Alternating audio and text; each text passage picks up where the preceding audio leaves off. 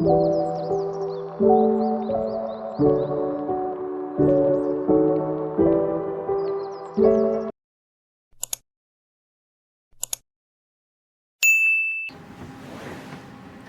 friends, welcome back to Storytime with Claire. Let's get right into it. I hope you have your popcorn, your snacks, whatever it is, because this one is juicy. Okay, so I got a little feedback from my last Storytime video, and I kind of wanted to go back over a few things and then hop into what the first few years maybe looked like living with Jill. So, and I wrote some notes to stay on topic because your girl be rapping. But anyways, let's get into it. So, I want to go back and talk about, I guess, my last childhood memory. Those few years right before my mom went to prison for 10 years. So, I do recall living with my mom probably from 2nd to 3rd grade. And that's when I had shared that we were out one day and Jill called us letting us know that the feds were at our house, raiding our house. So my mom gets the call while we're out. We pull up to the house and we realize that Jill is going back and forth with the feds. And it's so crazy because, I mean, crazy for me as a child because I didn't really understand what was going on and like, why are people fussing? You know, why are the feds here? But from what I can remember, we're like standing outside. My mom is trying to calm Jill down. Me and Red are like standing there.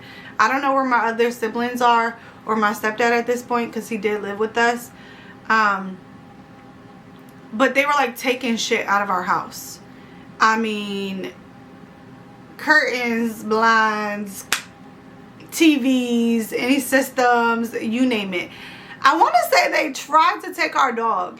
And if they did take our dog, then we ended up getting the dog back somehow, some way, to prove that the dog was not spent with the money that was stolen.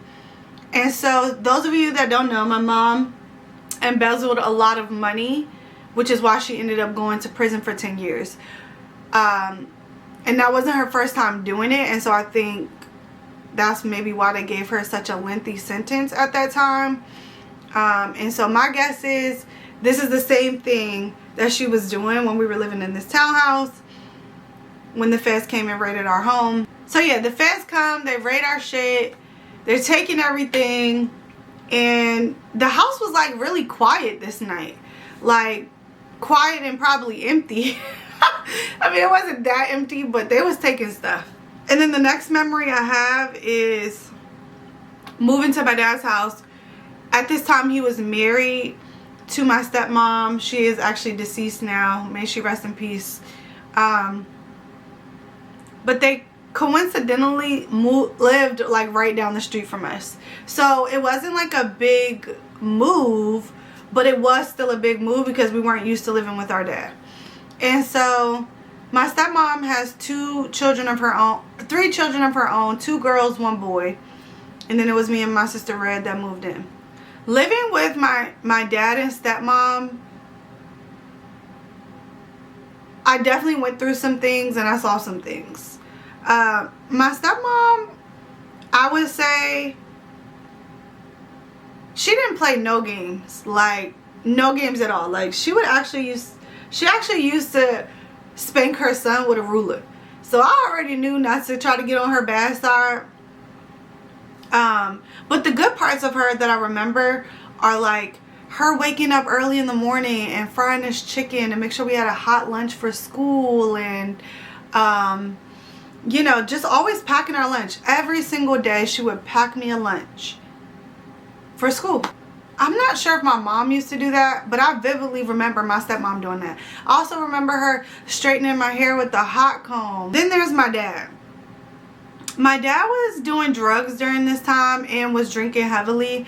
And so sometimes he would come home belligerent, drunk out of his mind.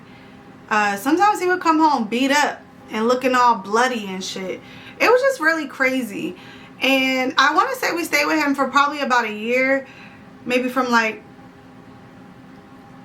we moved in the middle of like our 4th grade year, I believe. Back with my mom. And so, I don't know. I apologize that the timelines I don't always have, because I feel like when you go through so much trauma, time is hard to conceptualize, because the trauma is just so packed in. Like, and as I'm doing these story times, I'm actually unpacking things and stories that, you know, I stuffed away that I didn't want to remember. And so yes, I don't really remember the time frame, but at some point in 4th grade, we moved back with my mom. But before we did that, there was like a conversation that was had with my dad, and you could tell like my stepmom was fed up with his shit. So this particular day, we found out my dad came home bloody drunk.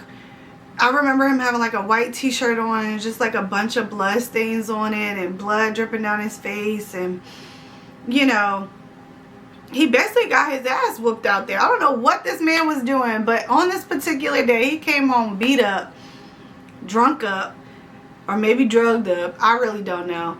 And shared that like he was going to detox to get himself together, and that we would have to move back in with my mom. And I remember Red being really upset. I'm upset, you know, because we were already finally, maybe, I don't know, adjusting to living with him and his wife. And it was told that we were moving to a completely different area. And so that was hard for us. So we moved with my mom.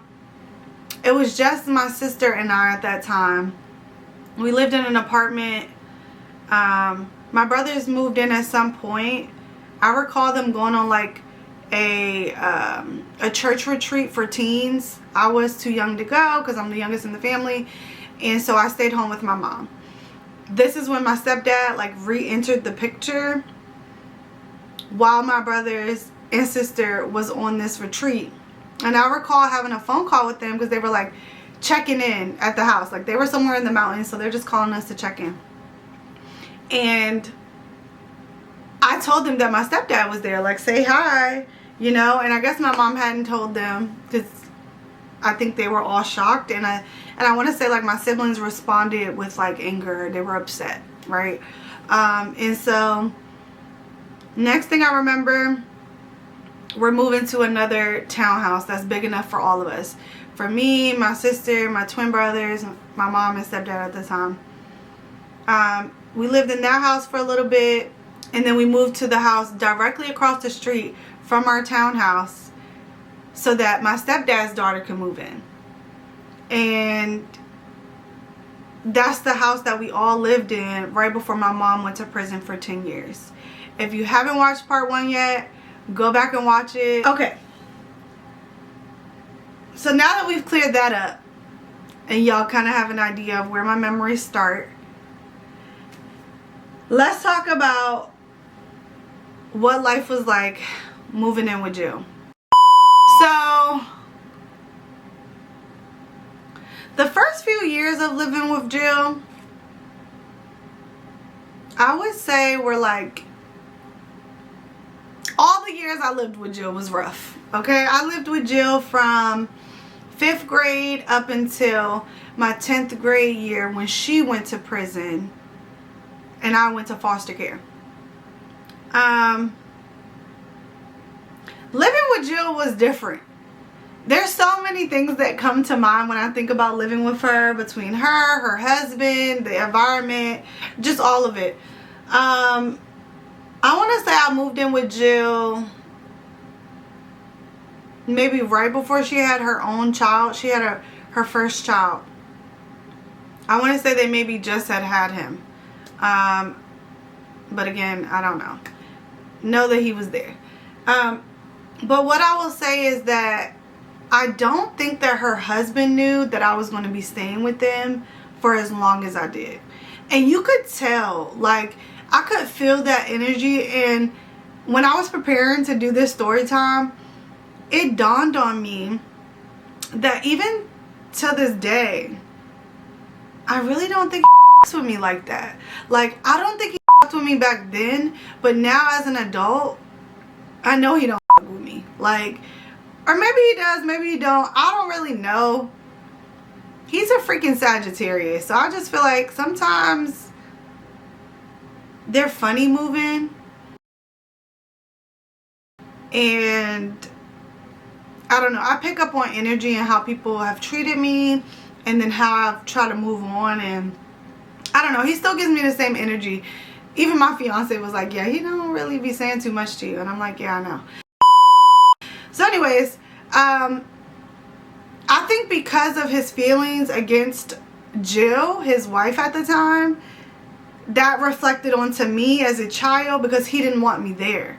And I don't know if it was he didn't want me there or she just didn't consult with him about taking custody of me. But I feel like it's a mesh of both, right? And that reflected in how he treated me. So at one point, it was just me living with Jill. And then at some point, my sister Red moves in because her placement with our other sister, Lily, didn't work out. And so she moves in with us.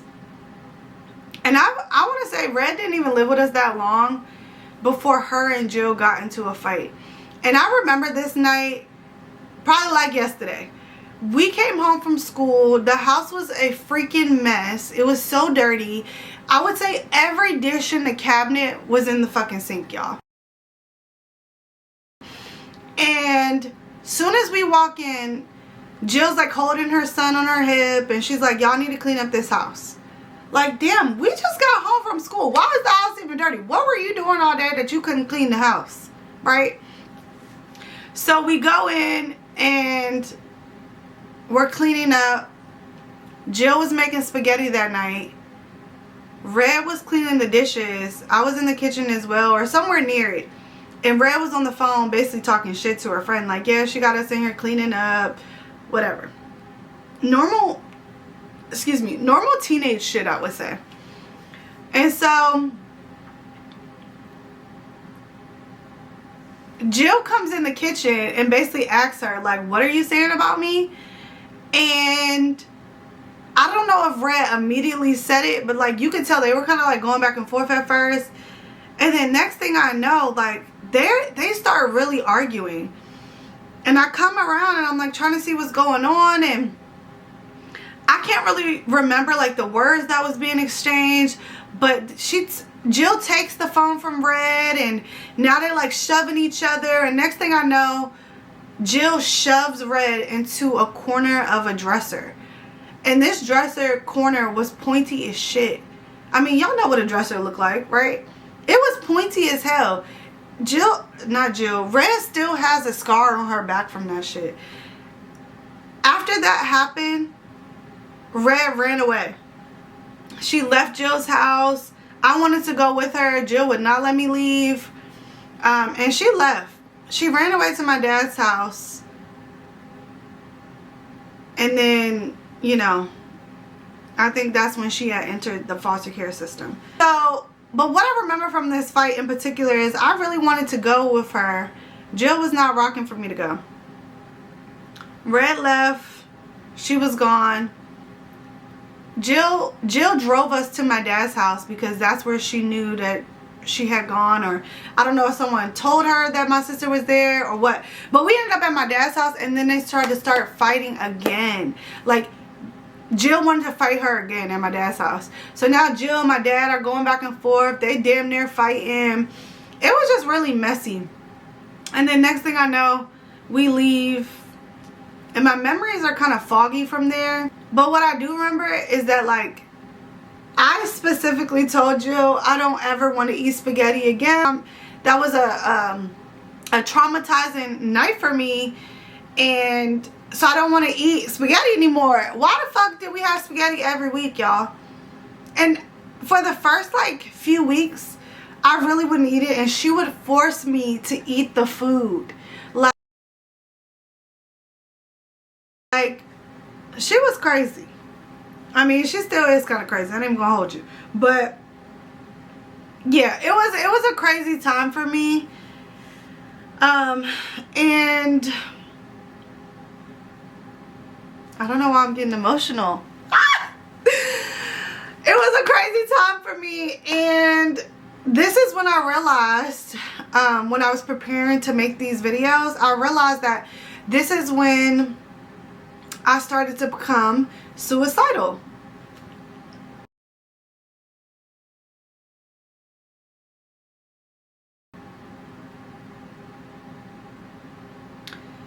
Whew. Hold on, let me get some tissue. I didn't expect to be tearing up about this. Oh,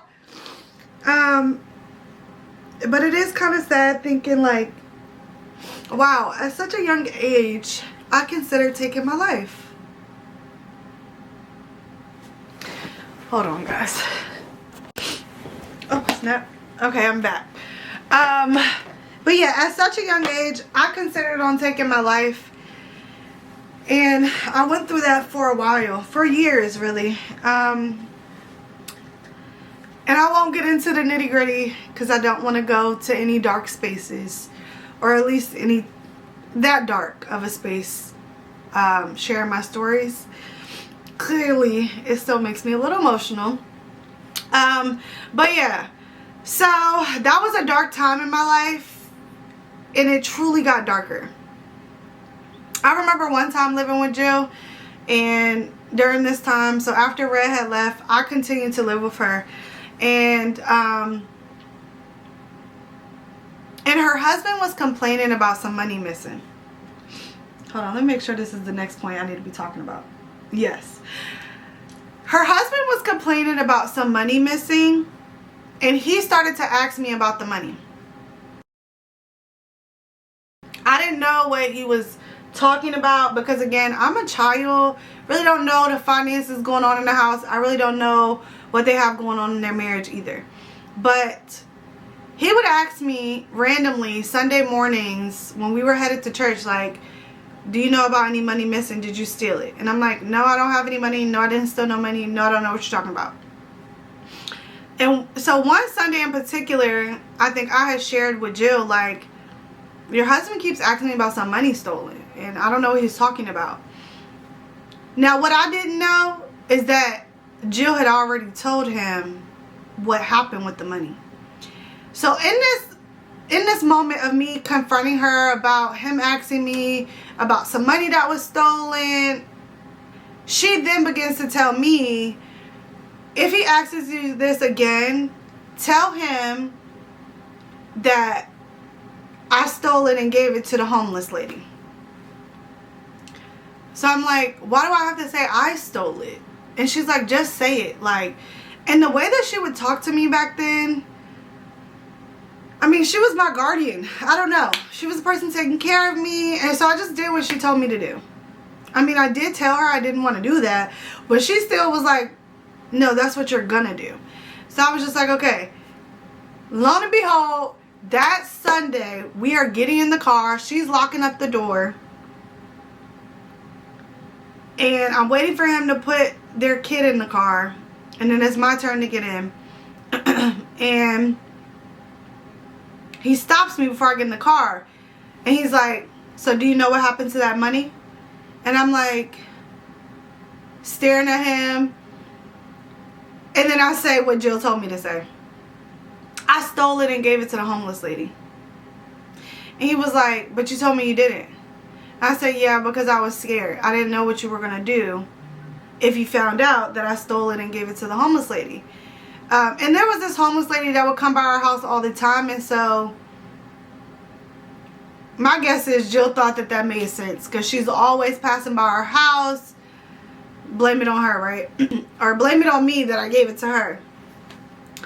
So this same day that me and him are talking about the money being stolen, and I'm saying I gave it to the homeless lady, she's at the garbage, at the dumpster. And he's like, so if I ask her right now, did you give her some money? She's going to tell me yes. And I'm just standing there looking at him, and I'm like, yeah. Yeah, she is.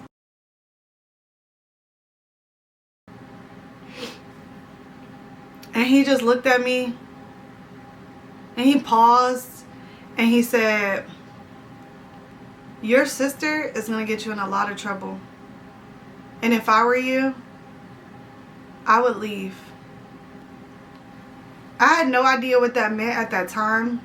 But as I continue to share more stories, you'll see and hear all the things that I experienced after that day and how I got through it and got out of it.